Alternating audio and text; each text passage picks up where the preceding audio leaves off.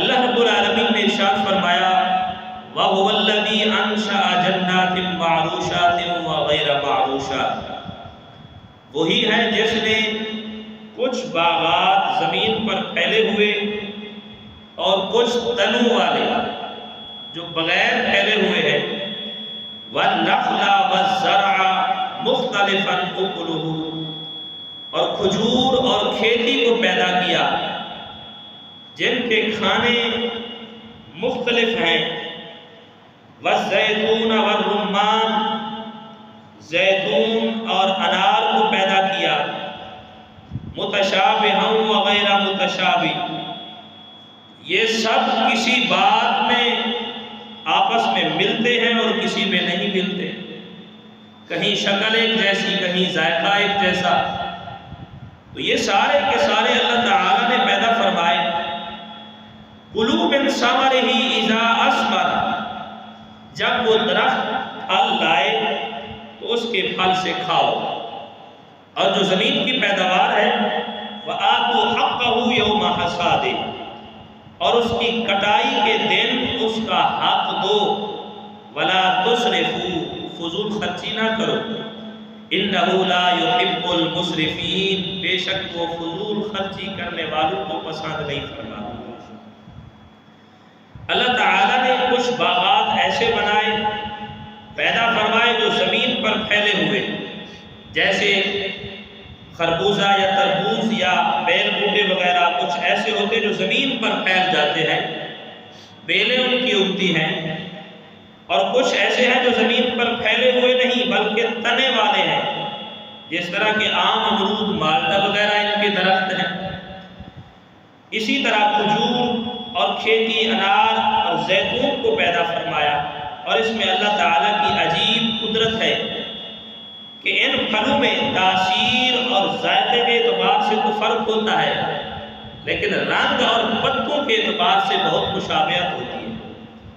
اکثر پھلوں کے رنگ لال ہوتے ہیں، تنا ہے تو وہ ایک جیسا درخت نما، ہر درخت کے پتے ہیں تو وہ سرسبز ہیں، پتوں کے درمیان، درختوں کے درمیان مشابہت ہے، لیکن ان کے تاثیر اور ان کے ذائقے کے اندر میں بڑا فرق ہے۔ تو اللہ تعالیٰ نے ارشاد فرمایا وَآتُوا حَقَّهُ يَوْمَ حَصَادِهِ، اور اس کی کٹائی کے دن اس کا حق دو۔ یہاں فصلوں کا حق ادا کرنے کا حکم ہے۔ اس میں سب سے اول تو عشر یعنی پیداوار کا 10واں حصہ،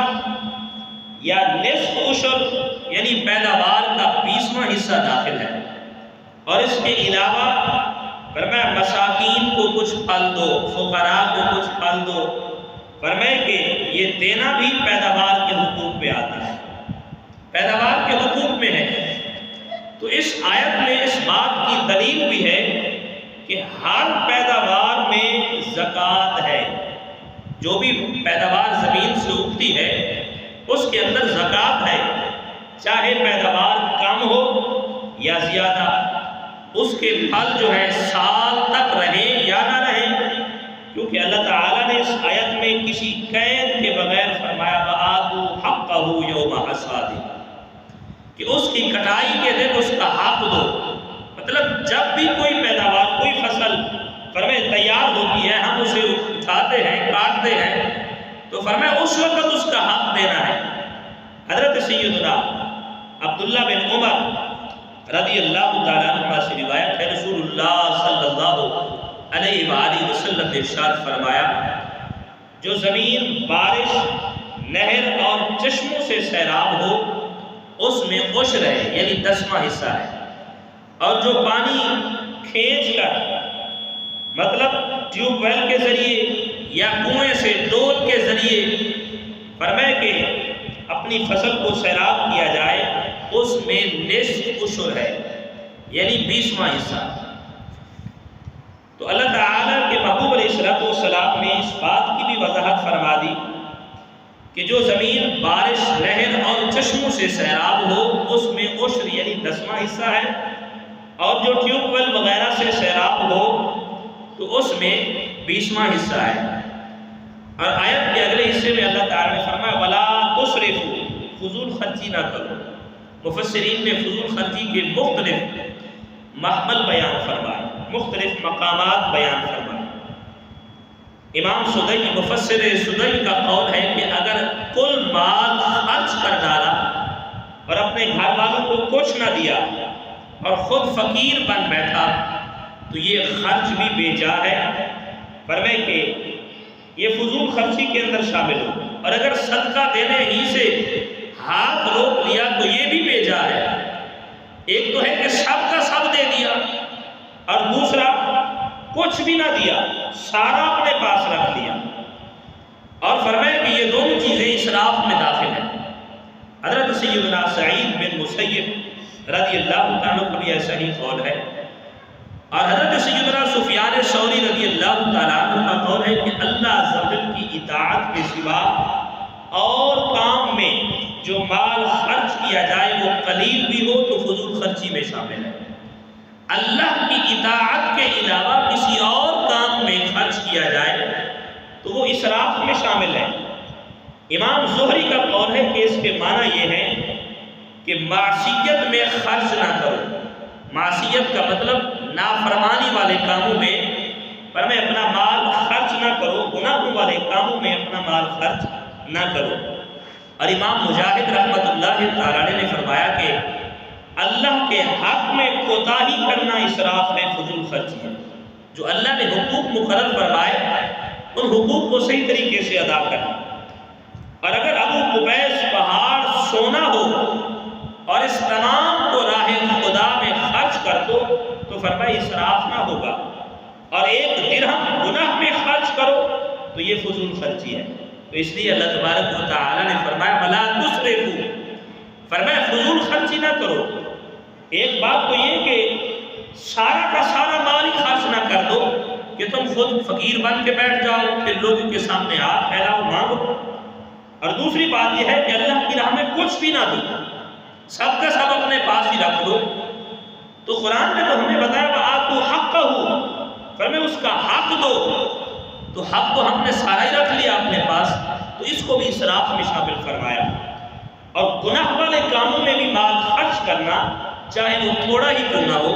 تو یہ بھی اسراف کے اندر شامل ہے۔ اور اللہ کی اطاعت اور فرما برداری والے کاموں میں مال خرچ کرنا چاہے ابو قبیس پہاڑ جتنا ہی سونا خرچ کر دے بندہ تو یہ اسراف میں نہیں بلکہ اس کی رضا میں شامل ہے۔ تو یہ اللہ تعالیٰ نے ہمیں اس آیت کے اس حصے میں حکم دیا وَآتُوا حَقَّهُ يَوْمَ حَصَادِهِ، فرمائے کہ اس کی کٹائی کے دن اس کا حق دو۔ جو بھی فصل فرمائے زمین میں اگتی ہے اس کا حق دینا ہے۔ اب ہم اپنے مسئلے کی طرف آئیں، کیونکہ یہ مسئلہ کافی سارے احباب نے اس کے متعلق سوالات کیے، تو میں نے یہی مناسب سمجھا کہ جمعہ والے دن ہی اس کی متعلق تفصیل سے وضاحت کی جائے کہ عشر کہتے کتنے ہیں اور اس کی مقدار کیا ہے، کس پیداوار سے اسے ادا کیا جائے۔ سب سے پہلی چیز تو یہ ہے کہ عشر کہتے کسے ہے۔ ہم یہ تو سمجھتے ہیں کہ عشر دینا ہے، تو یہ بھی بات ذہن میں ہونی چاہیے کہ عشر کہتے کسے ہے۔ زمین سے نفع حاصل کرنے کی غرض سے اگائی جانے والی شے کی پیداوار، جو بھی پیداوار حاصل ہو اس پر جو زکوٰۃ ادا کی جاتی ہے اس زکوٰۃ کو عشر کہتے ہیں۔ ایک بات تو یہ کہ ہم زمین سے جو بھی فصل اگائیں نفع حاصل کرنے کے لیے، فائدہ حاصل کرنے کے لیے جو بھی فصل ہوگی تو اس پر زکوٰۃ ہوتی ہے، اور اس زکوٰۃ کو جو زمین سے پیداوار حاصل ہو اس زکوٰۃ کو عشر کہتے ہیں۔ تو زمین کی کس پیداوار پر عشر واجب ہے؟ کون کون سی ایسی چیزیں ہیں جو ہم زمین سے اگائیں تو ان پر ہمیں زکوٰۃ دینی ہوگی، یعنی عشر واجب ہوگا۔ تو جو چیزیں ایسی ہوں کہ ان کی پیداوار سے زمین کا نفع حاصل کرنا مقصود ہو، خواہ وہ غلہ اناج اور پھل فروٹ ہوں یا سبزیاں ہوں۔ مثلا اناج میں سے اور غلہ میں گندم ہے، جاؤ، چاول، گنا، کپاس، جوار ہے، دھان ہے، باجرہ، مونگ پھلی، مکائی، سورج مکھی، رائی، سرسوں، فرمائے یہ تمام چیزیں اناج کے اندر شامل ہیں۔ یہ جتنی بھی میں نے جن کے نام لیے ان سب پر عشر واجب ہوگا۔ ان میں سے کوئی بھی فصل اگائی تو اس کا عشر واجب ہے۔ اور پھلوں میں سے آم ہے، خربوزہ، امرود ہے، مالدہ ہے، سیب، انار، ناشپاتی، جاپانی پھل، سنترا، پپیتا ہے، ناریل ہے، تربوز ہے، فالسا، جامن ہے، لیمو، خوبانی، آڑو، کھجور ہے، آلو بخارا ہے، اسی طرح انگور اور آلوچا وغیرہ، اناناس ہے۔ تو یہ تمام پھل ان پر اگر ان میں سے کسی کی بھی فصل اگائی تو اس پر بھی عشر واجب ہوگا۔ اور اسی طرح یہ تو غلہ تھا، گندم وغیرہ پھل تھے، اور اسی طرح سبزیاں وغیرہ اگاتے ہیں۔ سبزیوں میں ککڑی، ٹینڈا وغیرہ، کریلا، بھنڈی، توری، آلو، ٹماٹر، سبز مرچ، شملہ مرچ، پودینہ، کھیرا اور پھول گوبھی، بند گوبھی، شلجم، گاجر، چقندر، یہ تمام سبزیاں، پالک، دھنیا، پیاز، لہسن، مٹر وغیرہ، یہ تمام سبزیاں فرمائے کہ اور مختلف قسم کے ساگ وغیرہ فرمائے، اور میتھی اور بینگن وغیرہ، ان سب کی پیداوار میں عشر یعنی 10واں حصہ یا نصف عشر یعنی 20واں حصہ واجب ہوگا۔ تو ان تمام فرمائے کہ پیداوار میں سے چاہے وہ اناج کی صورت میں ہو، پھلوں کی صورت میں ہو یا سبزیوں کی صورت میں، ان تمام پر عشر یا نصف عشر واجب ہوگا۔ اور عشر واجب ہونے کے لیے غلہ، پھل اور سبزیوں کی کم از کم کتنی مقدار ہو؟ یہ بھی سوال ذہن میں آتا ہے کہ ان کی کوئی مقدار بھی ہے یا بغیر مقدار کے ہی؟ تو یہاں پہ مسئلہ یہ ہے کہ عشر واجب ہونے کے لیے ان کی کوئی مقدار مقرر نہیں ہے، چاہے جتنا بھی ہو۔ اب یہاں پہ اعلیٰ حضرت نے لکھا کہ اگر 1 صاع مطلب 2 کلو جتنا بھی اگر تمہاری پیداوار ہوتی ہے، صرف 2 کلو، تو فرمایا اس پر بھی عشر ہوگا، اس پر بھی عشر ہوگا۔ بلکہ زمین سے غلہ، پھل اور سبزیوں کی جتنی بھی پیداوار حاصل ہو تو اس پر عشر یا نصف عشر جو ہے واجب ہوگا۔ اور اسی طرح یہ جو زمین ہے، اگر زمین کا مالک کوئی ایسا ہے جو دماغی طور پہ پاگل ہے، مجنون ہے، یا فرمائے کہ ابھی نابالغ بچہ ہے، زمین کا مالک ہے، باپ نے بچے کے نام زمین کر دی، تو اب فرمائے کہ نابالغ ہے یا اس کا مالک مجنون پاگل ہے، تو کیا اب اس کی زمین سے بھی عشر ادا کیا جائے؟ تو اس کے متعلق علماء نے فرمایا عشر چونکہ زمین کی پیداوار سے ادا کیا جاتا ہے، اس لیے فرمائے کہ جو بھی اس پیداوار کا فرمائے کہ مالک ہوگا، چاہے وہ مجنون پاگل ہو یا نابالغ ہو، تو فرمایا اس کے مال میں سے، اس کی پیداوار میں سے جو زمین سے حاصل ہوگی، اس سے عشر یا نصف عشر ادا کیا جائے گا۔ فرمایا یہ واجب ہوگا، واجب ہوگا۔ مالک کے کیسا بھی ہونے کے لیے یہ ضروری نہیں کہ مالک ایسا ہو تو پھر ادا ہوگا، اگر مالک ویسا ہو تو پھر نہیں، مالک جیسا بھی ہو، زمین سے پیداوار تو اٹھی ہے نا، فرمائے جو پیداوار حاصل ہوئی اب اس پر فرمائے کہ زکوٰۃ جو ہے عشر واجب ہوگا۔ اگر کوئی بندہ قرض دار ہے، اب اس کی زمین سے پیداوار حاصل ہوئی، اب کوئی یہ سوچے کہ یار اب میری مثال کے طور پر میں کہوں کہ گندم ہو گئی، اب فرمائے کہ مجھ پر قرض ہے، اب گندم اتنی ہے کہ میں قرض ادا کروں، ساری بیچ دوں، اپنا خرچ رکھ لوں،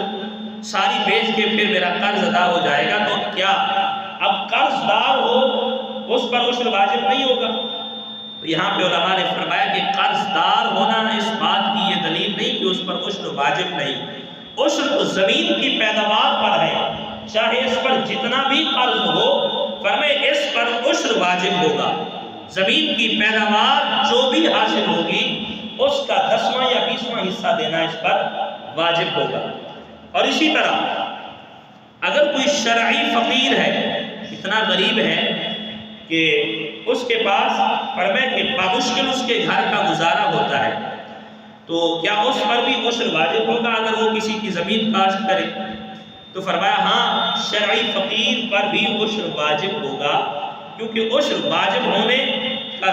سبب جو ہے قابل کاشت زمین سے حقیقتاً پیداوار کا حاصل ہونا ہے۔ جب پیداوار حاصل ہو گئی، اس کے مالک کے غنی یا فقیر ہونے کا کوئی فرق نہیں ہے، چاہے وہ مالک امیر ہو یا غریب ہو،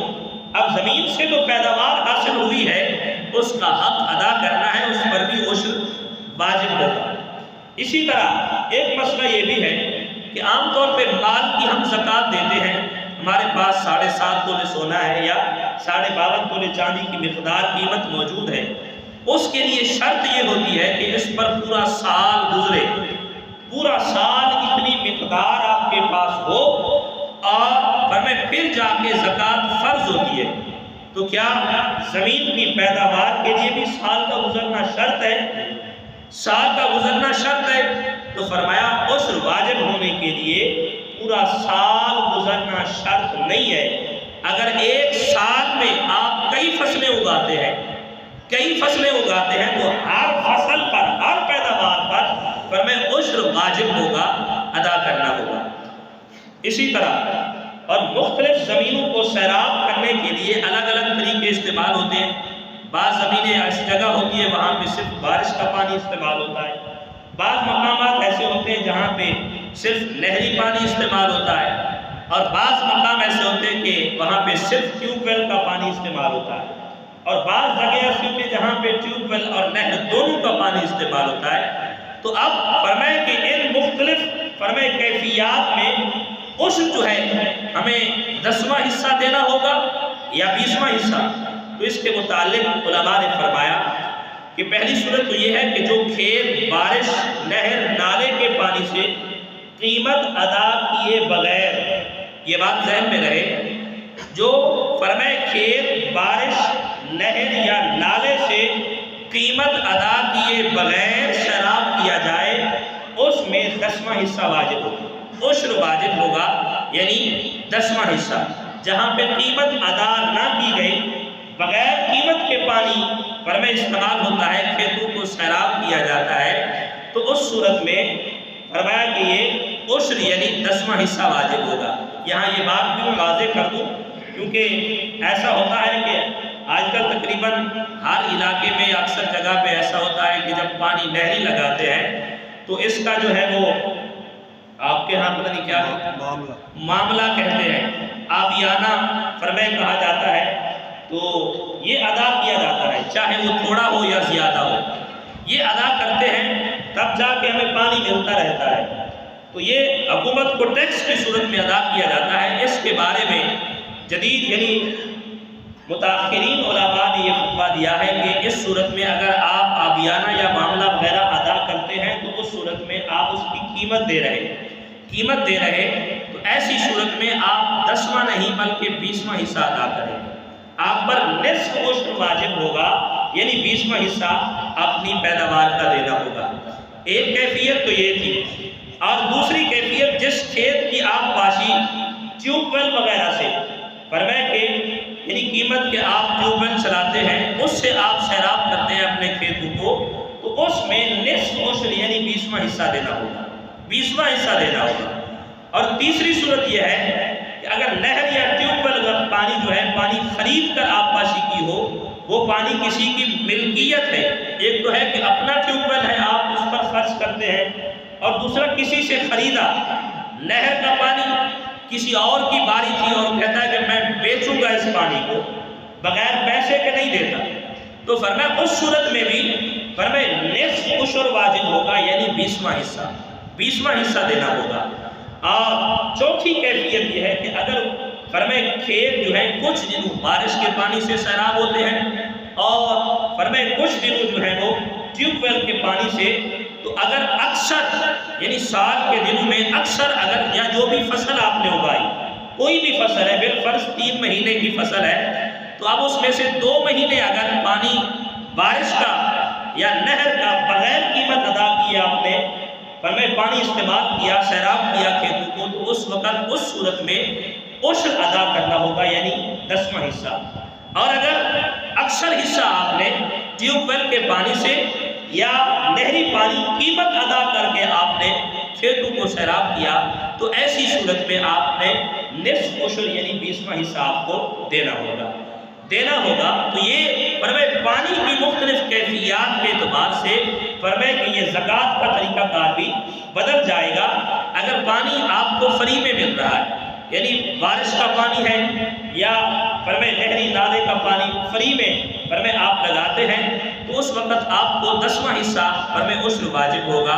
اور اگر آپ ان کی قیمت ادا کرتے ہیں یا ٹیوب ویل وغیرہ کا پانی استعمال کرتے ہیں جو کہ آپ قیمت ادا کرتے ہیں اس کی، تو ایسی صورت میں فرمائے نصف عشر یعنی 20واں حصہ 20واں فرمائے کہ واجب ہوگا۔ اور اسی طرح اگر کسی نے کوئی زمین ٹھیکے پر دی ہے، ٹھیکے پر زمین دی ہے، تو اب اس کا عشر کون ادا کرے گا؟ ٹھیکے پر زمین دی ہے مالک نے، یہ تو اپنا ٹھیکہ لیتا ہے، تو اب جو پیداوار حاصل کر رہا ہے اس کا عشر بھی وہی دے گا۔ اب کیونکہ کاشتکار جس نے زمین ٹھیکے پر لی ہوئی ہے تو پیداوار بھی وہی حاصل کرتا ہے، تو اس صورت میں فرمائے کہ عشر بھی اسی کاشتکار پر ہوگا۔ اب جو زمین کا مالک ہے یہ ٹھیکہ لیتا ہے، اس کی قیمت وصول کرتا ہے سالانہ، تو فرمایا کہ اس پر زکوٰۃ ہوگی۔ اب جو زمین کا کاشتکار ہے جس نے زمین ٹھیکے پر لی ہوئی ہے، جو فصل حاصل کرتا ہے، وہ اس پر جو ہے یہ عشر واجب ہوگا۔ اسی طرح اگر کسی نے زمین جو ہے فرمائے کہ بٹائی پر دی ہے کہ تم کاشت کرو، فرمائے آدھا خرچ تمہارا آدھا میرا، اور جو فصل ہوگی وہ بھی آدھی فرمائے کہ آدھی کریں گے، یا زمین میری ہے تم فصل اگاؤ، آدھی تمہاری آدھی میری، اس طرح کے مختلف طریقے استعمال کیے جاتے ہیں۔ تو اب فرمائے عشر کس پر ہوگا؟ اب کیونکہ آدھی فصل اس کے پاس ہے، آدھی اس کے پاس ہے، یا فرمائے 1/3 اس کے پاس ہے، 2/3 اس کے پاس ہے، تو اب ان دونوں میں سے عشر کس پر ہوگا؟ تو یہاں پہ علماء کرام نے فرمایا جس کے پاس جتنا حصہ فصل کا آیا اس پر اسی حصے کا عشر واجب ہوگا۔ اگر آدھی اس کے پاس ہے، بالفرض 100 من گندم تھی، اب 50 من اس کے پاس آئی، 50 اس کے پاس گئی، تو اب یہ اس میں سے 50 کا عشر ادا کرے گا، وہ بھی اپنے 50 کا عشر ادا کرے گا۔ اگر 10واں حصہ ہوگا تو یہ 5 من دے گا، وہ بھی 5 من، اور اگر 20واں حصہ ہوگا تو اس سے بھی کم ہو جائے گا۔ تو اسی طرح اگر اس انداز سے زمین کسی نے فرمائے کہ دی ہوئی ہے تو اس صورت میں عشر بھی دونوں پر ہوگا، جو فصل فرمائے حاصل کر رہا ہے، فرمائے دونوں پر۔ اب کیونکہ یہاں پر فصل بھی دونوں حاصل کر رہے، پیداوار دونوں کے پاس آ رہی ہے، تو لہٰذا جس کے پاس جتنی فرمائے کہ پیداوار آئی ہے، فصل آئی ہے، وہ اسی حساب سے عشر ادا کرے گا۔ اور ایک مسئلہ یہ بھی اکثر ہوتا ہے، اکثر احباب یہ مسئلہ پوچھتے ہیں کہ ہم نے فصل اگائی ہے، اب اس میں سب سے پہلے ہم نے ہل کا خرچہ برداشت کیا، اس کے بعد بیج کا خرچہ برداشت کیا، پھر کھادوں کا خرچہ برداشت کیا،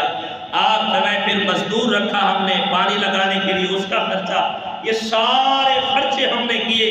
اب جب فصل اگی ہے تو کیا یہ سارے خرچے پہلے نکال لیں پھر جا کے ہم عشر دیں، یا کہ کل جتنا بھی فصل ہمیں حاصل ہوئی ہے، پیداوار ہوئی ہے، اس پر عشر ہوگا؟ تو اب یہاں پہ شریعت مطالعہ ہمیں یہ کہتی ہے کہ یہ خرچے آپ نے نہیں نکالنے، بلکہ جب کل مال آپ کے پاس ہے، اب بالفرض کسی کی 10 لاکھ کی پیداوار ہوئی ہے، اب اس میں سے خرچے پہلے نہیں نکالے گا، بلکہ پہلے اس کا عشر نکالے گا، کل مال کا عشر نکال کے پھر اس میں سے خرچے نکالے جائیں گے۔ فرمائے کہ یہ شریعت کا حکم یہی، اور اس لیے جو بھی پیداوار ہوگی فرمائے کل پیداوار کا عشر یا نصف عشر ادا کیا جائے گا۔ یہ نہیں ہوگا کہ اس میں سے پہلے سارے خرچے نکال کے پھر ہم دیں، فرمائے اس صورت میں آپ کا عشر جو ہے وہ ادا نہیں ہوگا۔ اور اسی طرح کسی بندے نے زمین لی، ٹھیکے پر زمین لی تھی، اور وہ زمین ایسی تھی کہ پہلے کچھ عرصہ آباد رہی، پھر غیر آباد رہی، اب زمین اتنی خراب ہو گئی تھی کہ وہاں پہ فصل بھی نہیں اگتی۔ اب کافی عرصہ تک وہ محنت کرتا رہا، محنت کرنے کے بعد اس نے وہاں پہ دوائیاں استعمال کی، کھادیں استعمال کی، اب اخراجات بہت برداشت کیے، تو اب ہمیں پہلے جب وہ فصل اگتی تھی تو اس وقت مثال میں دے رہا، اس کی جو اوسط تھی وہ 20 من تھی۔ اب جب اس نے محنت کر کے زمین کو تیار کیا تو اب اس کی اوسط 50 من پہ چلی گئی، 50 من پہ پہنچ گئی۔ تو اب مسئلہ یہ تھا کیا یہ پہلے والی اوسط کے مطابق عشر ادا کرے گا یا اب جو اس نے ڈبل اوسط دی ہے اس کے مطابق وہ عشر ادا کرے گا؟ تو اب یہاں پہ فقہائے کرام نے فرمایا کہ اب کیونکہ موجودہ جو فصل اسے حاصل ہوئی ہے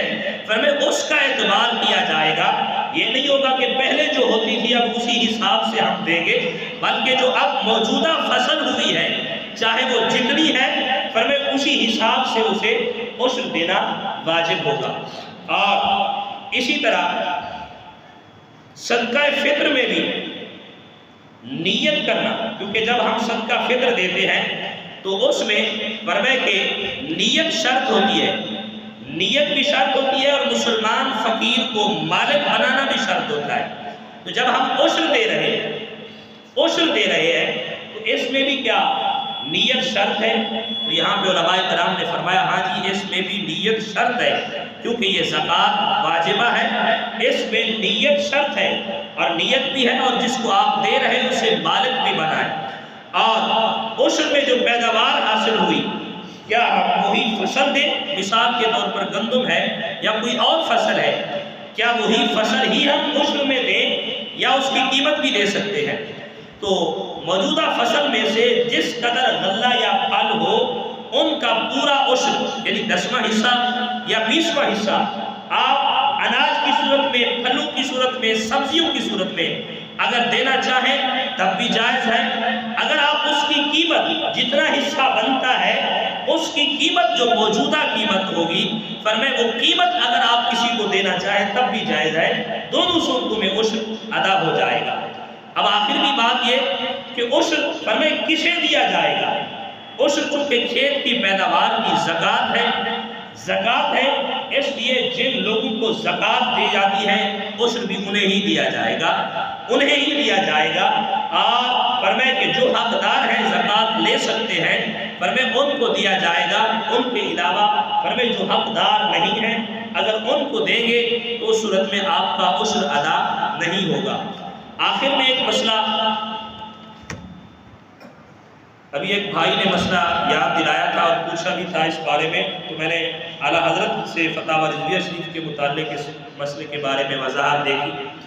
جس طرح کہ ہمارے ہاں عام روٹین میں ہوتا ہے کہ کنوں کے باغ جب تیار ہوتے ہیں ہم بیچتے ہیں. ایک تو ہے کہ باغ پک کے تیار ہو گیا، اور یہاں پہ عرف عام یہ ہے کہ ابھی پھل ہوتا ہے، پھول لگتے ہیں یا کچا چھوٹا چھوٹا ہوتا ہے، اس وقت بیچ دیا جاتا ہے. اب کیونکہ کنو بھی ایک پھل کی ایک فصل ہے تو اب اس کا عشر کس پر ہوگا؟ ہم نے تو بیچ دیا، ابھی پھل ہی نہیں بنا تھا تو اب اس کا عشر کس پر ہوگا؟ تو اعلیٰ حضرت امام اہل سنت نے فتاوی رضویہ شریف اور اس کی جلد نمبر 10 ہے اور صفحہ نمبر 241